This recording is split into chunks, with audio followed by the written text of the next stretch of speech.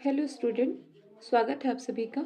चलिए हम लोग स्टार्ट करते हैं कि ट्वेल्थ क्लास की एनसीईआरटी सेकेंड लेसन है, ठीक है ना। अध्याय 2 और इसका नाम है विश्व जनसंख्या, ठीक है ना। विश्व जनसंख्या, वितरण और घनत्व, ठीक है। तो देखिए स्टूडेंट, हम ट्वेल्थ क्लास की एनसीईआरटी सॉल्व कर रहे हैं। ट्वेल्थ क्लास में अभी सिर्फ एक ही लेसन हो पाया है। लाइन बाय लाइन हमें पढ़ना है और हमें बहुत ही आराम से पढ़ना है, कोई जल्दी नहीं है, ठीक है। क्योंकि सिलेबस पूरा हो चुका है और हम इसे पढ़ रहे हैं। जो लोग पास आउट हो चुके हैं वो अपनी एनसीईआरटी लाइन बाय लाइन पढ़ लें, क्योंकि जल्दी जल्दी से पढ़ा देने से कोई खास मतलब नहीं निकलना है। हमें इसे लाइन बाय लाइन पढ़कर इसे सही ढंग से समझना है, ठीक है। तो चलिए हम लोग स्टार्ट करते हैं यहाँ पर कि जनसंख्या के बारे में लेखक हमें क्या बताना चाहते हैं। सबसे पहले से अब पाठ का मतलब समझ लेते हैं हम लोग। इसका मतलब है पाठ का विश्व की जनसंख्या। जैसे कि हम सभी को पता है कि हमारे पास कितने 7 महाद्वीप हैं, ठीक है ना। तो 7 महाद्वीपों में जनसंख्या कितनी है, इनका वितरण कैसा है। वितरण का मतलब कहाँ पर अधिक जनसंख्या है, कहाँ पर कम है। घनत्व का भी वही मतलब है, ठीक है ना, कि कहाँ पर ज़्यादा जनसंख्या है, कहाँ पर कम है, और इनकी वृद्धि कैसी हो रही है। मतलब आज से कुछ सालों पहले वृद्धि कैसी थी, मतलब कितनी जनसंख्या थी, फिर कितनी हुई, और भविष्य में कितनी होने का अनुमान है, ठीक है। तो ये हम देखेंगे, ये हमारे पाठ का लक्ष्य है, ठीक है।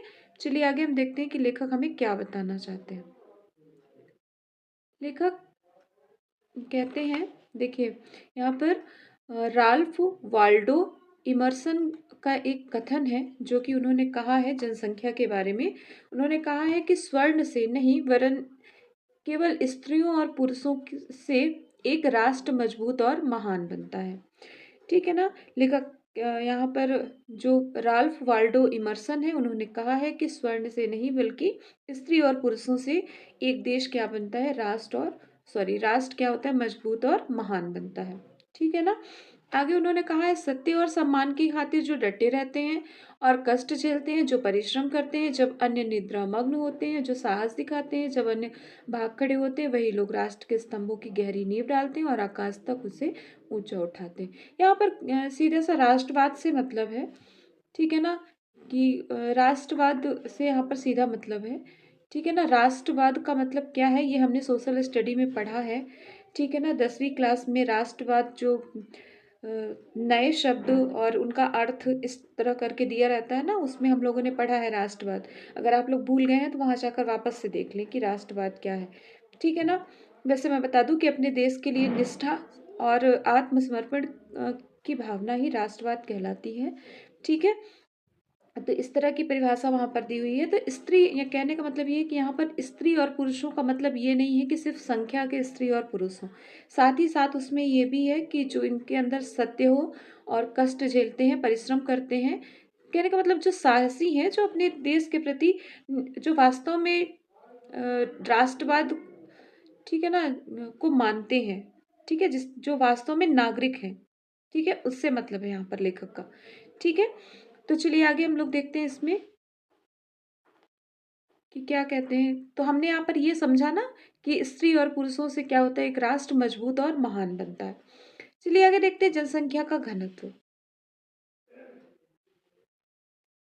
भूमि की प्रत्येक इकाई में उस पर रह रहे लोगों के पोषण की सीमित क्षमता होती है, अतः लोगों की संख्या और भूमि के आकार के बीच अनुपात को समझना आवश्यक है। यही अनुपात जनसंख्या का घनत्व है। यह सामान्यतः प्रति वर्ग किलोमीटर रहने वाले व्यक्तियों के रूप में मापा जाता है, ठीक है ना।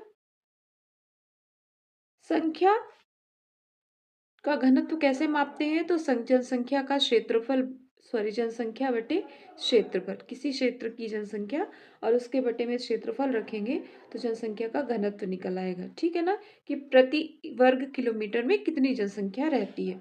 जैसे मान लीजिए कि हम लोग अपने गांव का लेते हैं, जिस गांव में आप लोग रहते हैं उस गांव का ले लीजिए। तो वहाँ डाटा हमें ये ग्राम पंचायत या सरपंच जी से मिल जाएगा, ठीक है। तो अगर आप लोग चाहें तो इसका प्रोजेक्ट भी बना सकते हैं। जो प्रोजेक्ट वर्क हम लोग चेक करते हैं ना, जो बच्चे पास आउट हो चुके हैं, जो कॉलेज लेवल पर पहुंच गए हैं, तो उनको भी प्रोजेक्ट बनाने को मिलता होगा। और स्वैच्छिक रहता है लगभग ये, तो आप लोग चुन सकते हैं इसे कि हम अपने देश, हाँ सॉरी, हम अपने गांव की जनसंख्या का सर्वेक्षण करेंगे। ठीक है, तो आप लोगों को घर घर जाकर सर्वेक्षण करने की जरूरत नहीं है, बल्कि ये डाटा आप लोगों को उपलब्ध हो जाएगा। ठीक है ना, ग्राम पंचायत से, सरपंच के पास से, और अगर जिले स्तर पर कर रहे हैं, ठीक है ना, तो भी उपलब्ध हो जाएगा। ठीक है, तो इस तरह से अपने गांव का आप लोग निकाल सकते हैं। ठीक है, गांव का क्षेत्रफल देख लें और फिर गांव की जनसंख्या देख लें और फिर उसमें क्या करें कि डिवाइड कर दें, तो वहां पर घनत्व निकल आएगा कि 1 वर्ग किलोमीटर में हमारे गांव में कितनी जनसंख्या रहती है। ठीक है ना, इस तरह से। तो चलिए आगे हम लोग इसमें देखते हैं। यहाँ पे देखिए उदाहरण लिखा हुआ है कि जनसंख्या का घनत्व। देखिए उदाहरण के लिए का प्रदेश का क्षेत्रफल, उदाहरण के लिए का प्रदेश का क्षेत्रफल, ठीक है ना, 100 वर्ग किलोमीटर है और इसकी जनसंख्या 1.5 लाख है। ठीक है ना, 1,50,000 है। ठीक है, जनसंख्या का घनत्व इस प्रकार से निकाला जाएगा, मतलब कि 1,50,000 बटे 100 कर दिया गया, उसको भाग दे दिया गया तो और निकल आया। ठीक है, चलिए आगे देखते हैं हम लोग। ठीक है, तो इतना आप लोग अपने गांव के लिए कर सकते हैं। ठीक है, ये प्रोजेक्ट वर्क में आप इसको शामिल कर सकते हैं। ठीक है, अपने गांव का नाम डाल के और फिर वहां का सर्वे, तो वहां पर और भी चीजें आप लोग जोड़ सकते हैं। ठीक है ना, और भी चीजें आप लोग इसमें जोड़ सकते हैं। ठीक है, तो जैसे स्त्री पुरुष कितने हैं, शिशु कितने हैं, मतलब आयु वर्ग में बांट सकते हैं, तो इस तरह करके, या फिर घनत्व भी इस तरह करके आप लोग अपने गांव का प्रोजेक्ट बना सकते हैं। ठीक है ना, जनसंख्या से संबंधित आगे अपने जो लोग सलाह सकते हैं, जो लोग जो भी आपको पढ़ा रहे होंगे। ठीक है, जनसंख्या वितरण को प्रभावित करने वाले तत्व हम लोग देख लेते हैं या कारक देख लेते हैं। तो देखिए जनसंख्या को कई कारक प्रभावित करते हैं। इसका कारक का मतलब ये है कि जो जनसंख्या को प्रभावित करते हैं। ठीक है ना, जनसंख्या के लिए देखिए भौगोलिक कारक है, आर्थिक कारक है, ठीक है, और औद्योगिकीकरण है। जनसंख्या किस वजह से प्रभावित होती है, कौन से कारक उसे प्रभावित करते हैं, तो हम लोग भौगोलिक कारक में देखते हैं। तो पहला है जल की उपलब्धता। ठीक है ना, जल जीवन का सर्वाधिक महत्वपूर्ण कारक है, अतः लोग उन क्षेत्रों में बसने को प्राथमिकता देते हैं जहां जल आसानी से उपलब्ध होता है। जल का उपयोग पीने, नहाने, भोजन बनाने के साथ साथ फसलों, उद्योगों तथा नौ संचालन में किया जाता है। यही कारण है कि नदी घाटियां विश्व के सबसे घने बसे हुए क्षेत्र हैं। जहां पर भी जल उपलब्ध होता है वहां पर, जहां पर भी जल उपलब्ध है वहां पर क्या है कि लोग अधिक बसते हैं। ठीक है ना, इसीलिए विश्व के अधिकतर नदी घाटियां जो है वो अ, मतलब सघन जनसंख्या वाली पाई जाती हैं। भू आकृति हम लोग देखते हैं, अगर देख, ठीक है, तो नदी घाटी जल की उपलब्धता, तो पीने के लिए और भी कार्य के लिए लोग जल का उपयोग करते हैं। ठीक है ना, तो इसलिए जल की उपलब्धता, यानी कि जहाँ भी जल उपलब्ध है वहां पर लोग अधिक बसे हुए मिलते हैं। भू आकृति में हम लोग देखेंगे लोग समतल मैदान और मंद ढालों पर बसने को वरीयता देते हैं। इसी इसका कारण यह है कि ऐसे क्षेत्र फसलों के उत्पादन, सड़क निर्माण और उद्योग के अनुकूल होते हैं। पर्वतीय और पहाड़ी क्षेत्र परिवहन तंत्र के विकास में अवरोधक हैं, इसलिए प्रारंभ में कृषिगत और औद्योगिक विकास के लिए अनुकूल नहीं होते। अतः इन क्षेत्रों में कम जनसंख्या पाई जाती है। गंगा का मैदान विश्व के सर्वाधिक जनसंख्या वाले क्षेत्रों में से एक है, जबकि हिमालय के पर्वतीय भाग विरल जनसंख्या वाले क्षेत्र हैं। तो देखिए भू आकृति भी प्रभावित करती है, क्योंकि पहाड़ों पर जितना मैदानों पर लोग रहेंगे, जनसंख्या रहेगी, उतनी पहाड़ों पर नहीं रहेंगी, क्योंकि सभी समतल क्षेत्र पर रहना चाहते हैं।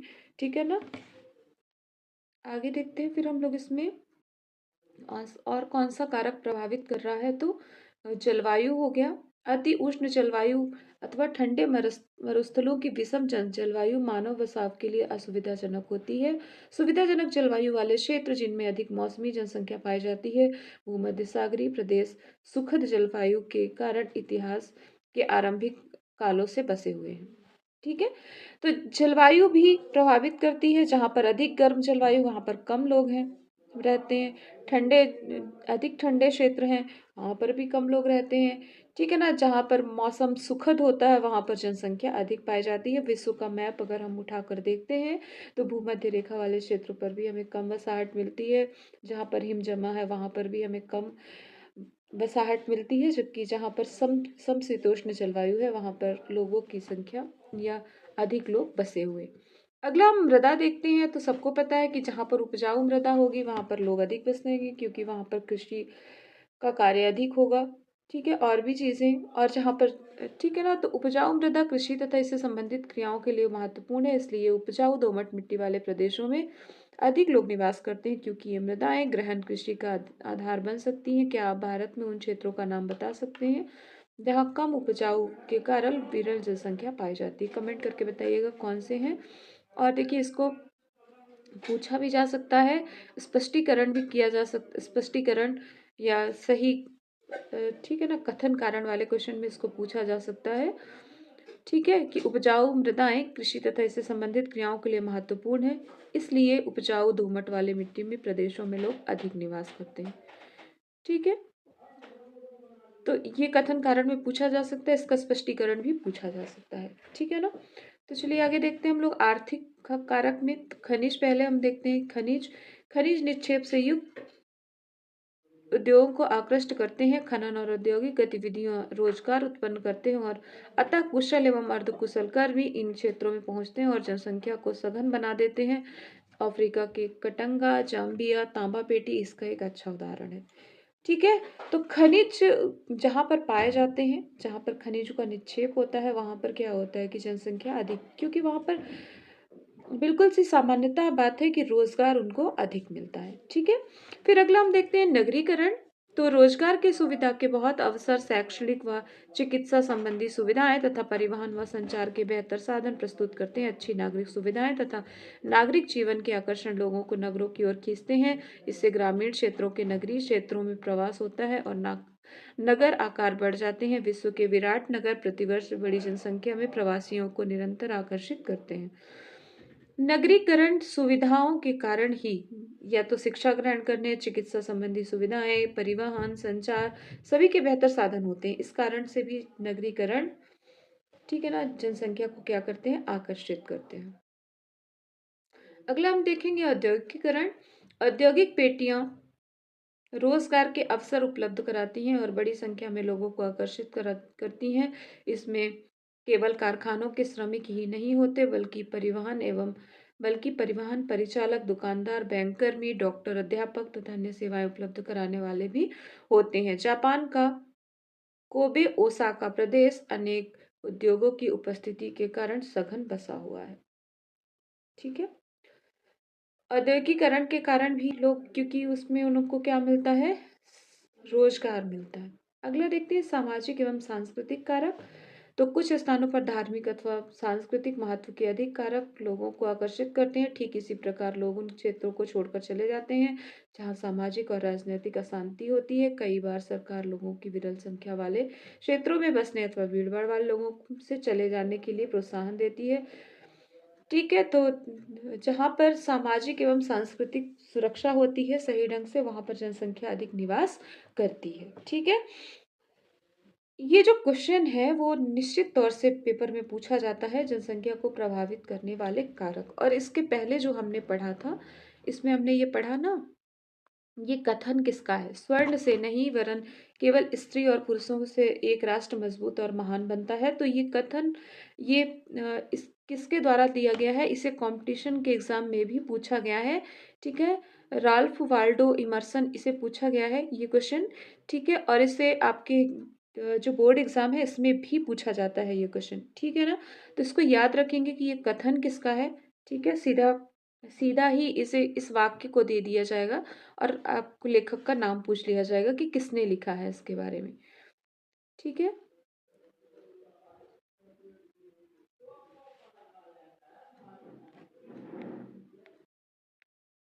एक पेज छूट गया है इसमें पढ़ाते समय, जनसंख्या के घनत्व में हम लोग सीधे, मैं सीधे आ गई, ये थोड़ा सा छूट गया है, चलिए इसको पढ़ लेते हैं।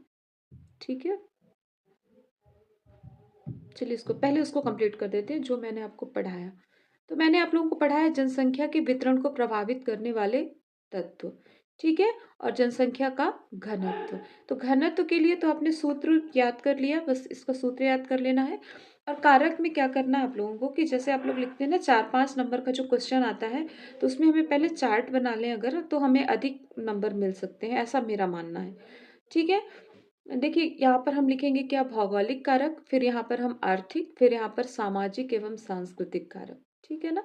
ऐसे अगर हम बना लेंगे और फिर उसके बाद ऐसे हम डिवाइड कर देंगे। ठीक है ना? ऐसे हमने लिखा और फिर हमने इसमें भौगोलिक में कौन कौन से आते हैं और इस तरह से सांस्कृतिक एवं आर्थिक में कौन कौन से आते हैं और इस तरह से सामाजिक एवं सांस्कृतिक में कौन कौन से आते हैं, आर्थिक में कौन कौन से आते हैं। इस तरह से हम क्या करेंगे, इनका डिवाइड कर देंगे, फिर इसका विश्लेषण करना शुरू करेंगे हम। ठीक है? तब हमें ज़्यादा नंबर मिलेंगे इसमें, जो हमने जनसंख्या को प्रभावित करने वाले कारक पढ़ा था। अब जो हमसे छूटा है हम उसे देख लें। ठीक है? तो ये छूटा है, मैंने शायद गलती से ये छूट गया था मुझसे। चलिए देखते हैं, किसी देश के निवासी ही उसके वास्तविक धन होते हैं। यही यही लोग वास्तविक संसाधन है जो देश के अन्य संसाधनों का उपयोग करते हैं और उनकी नीतियाँ क्या करते हैं, निर्धारित करते हैं। अंततः एक देश की पहचान उनके लोगों से होती है। देखिए, अगर हम अंटार्कटिका महाद्वीप को देखते हैं तो वहाँ भी संसाधन है, लेकिन वो उपयोगी नहीं है क्योंकि वहाँ पर लोग नहीं हैं और उसका उपयोग नहीं कर रहे हैं। इसलिए लेखक का कहना है कि जहाँ पर लोग हैं, ठीक है ना, और संसाधन का उपयोग करते हैं, वहीं पर क्या होते हैं, ये मतलब कि लोग ही वहाँ के वास्तविक धन होते हैं। यह जानना आवश्यक है कि किसी देश में कितनी स्त्रियां और पुरुष हैं, प्रतिवर्ष कितने बच्चे जन्म लेते हैं, कितने लोगों की मृत्यु होती है और कैसे, क्या वे नगरों में रहते हैं अथवा गांवों में, क्या वे पढ़ और लिख सकते हैं तथा वो क्या काम कर सकते हैं। यही वे तथ्य हैं जिनके बारे में हम इस इकाई में अध्ययन करेंगे। 21वीं शताब्दी के प्रारंभ में विश्व की जनसंख्या 600 करोड़ से अधिक दर्ज की गई। हम जनसंख्या के वितरण और घनत्व के प्रारूप की वर्णन करेंगे। आगे देखिएगा, विश्व की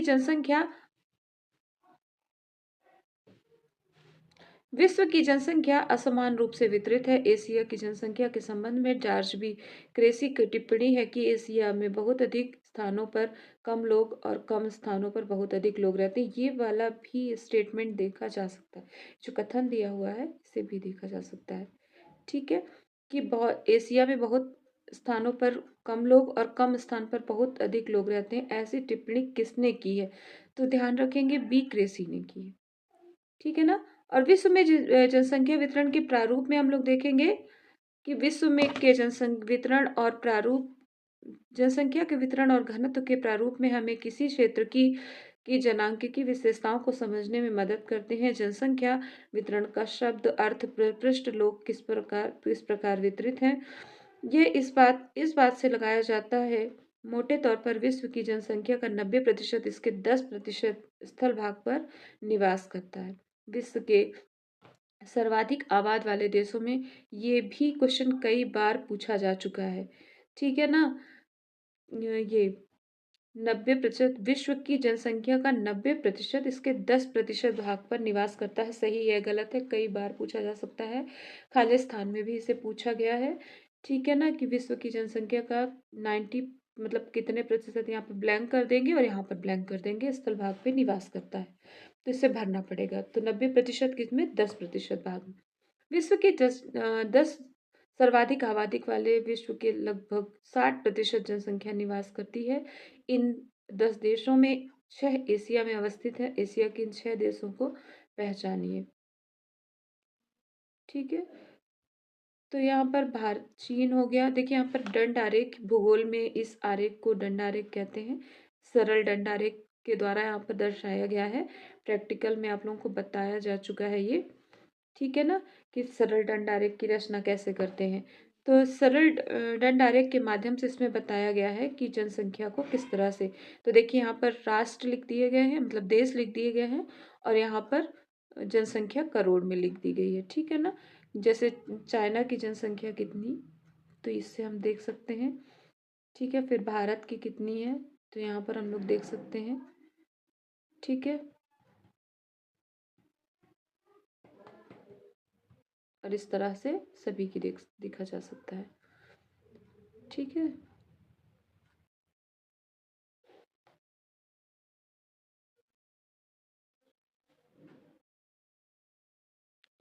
ठीक है, फिर इसमें बस इसमें देश दिखाया गया है कि, ठीक है ना, शामिल कर लिया गया है 10 देशों को।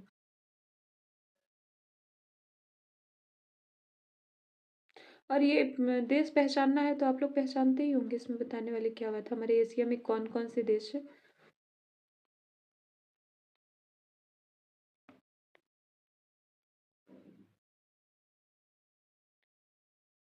आगे अगला है हमारा जनसंख्या वृद्धि। ठीक है।